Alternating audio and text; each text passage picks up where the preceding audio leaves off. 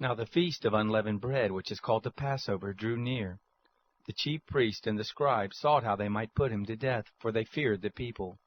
Satan entered into Judas, who was surnamed Iscariot, who was numbered with the 12. He went away and talked with the chief priests and captains about how he might deliver him to them. They were glad and agreed to give him money. He consented and sought an opportunity to deliver him to them in the absence of the multitude. The day of unleavened bread came, on which the Passover must be sacrificed. He sent Peter and John, saying, "Go and prepare the Passover for us, that we may eat." They said to him, "Where do you want us to prepare?" He said to them, "Behold, when you have entered into the city, a man carrying a pitcher of water will meet you.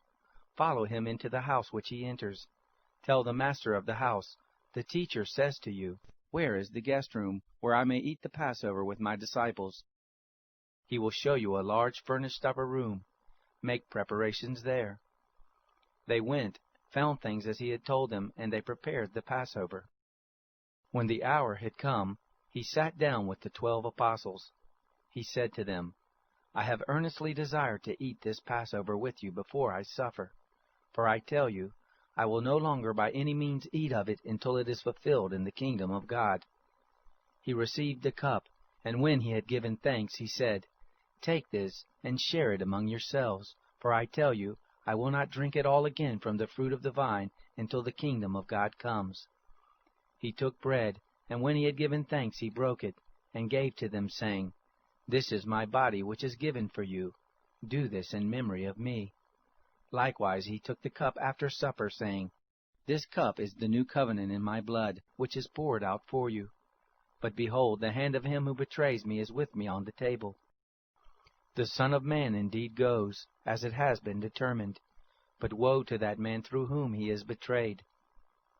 They began to question among themselves which of them it was who would do this thing. There arose also a contention among them, which of them was considered to be greatest.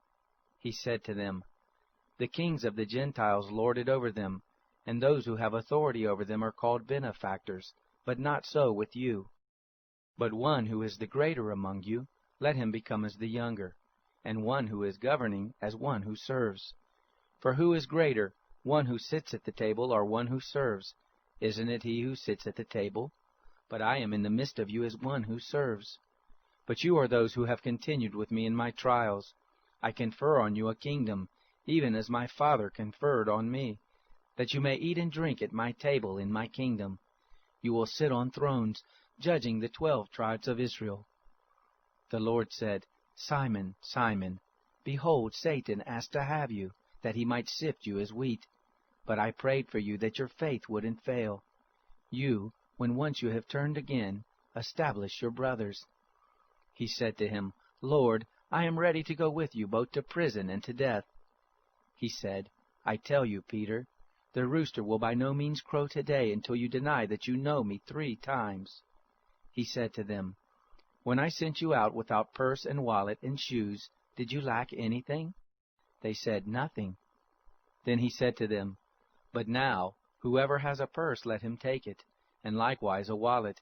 Whoever has none, let him sell his cloak and buy a sword. For I tell you that this which is written must still be fulfilled in me. He was counted with the lawless. For that which concerns me has an end." They said, "Lord, behold, here are 2 swords." He said to them, "That is enough." He came out and went, as his custom was, to the Mount of Olives. His disciples also followed him. When he was at the place, he said to them, "Pray that you don't enter into temptation." He was withdrawn from them about a stone's throw, and he knelt down and prayed, saying, "Father, if you are willing, remove this cup from me. Nevertheless, not my will, but yours be done." An angel from heaven appeared to him, strengthening him.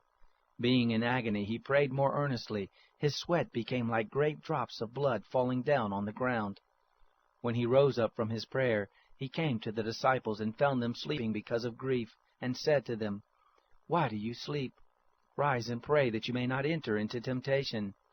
While he was still speaking, behold, a multitude, and he who was called Judas, one of the 12, was leading them. He came near to Jesus to kiss him, but Jesus said to him, "Judas, do you betray the Son of Man with a kiss?" When those who were around him saw what was about to happen, they said to him, "Lord, shall we strike with the sword?" A certain one of them struck the servant of the high priest and cut off his right ear. But Jesus answered, "Let me at least do this." And he touched his ear and healed him.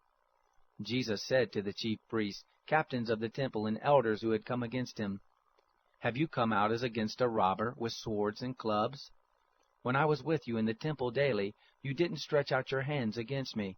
But this is your hour and the power of darkness." They seized him and led him away, and brought him into the high priest's house. But Peter followed from a distance.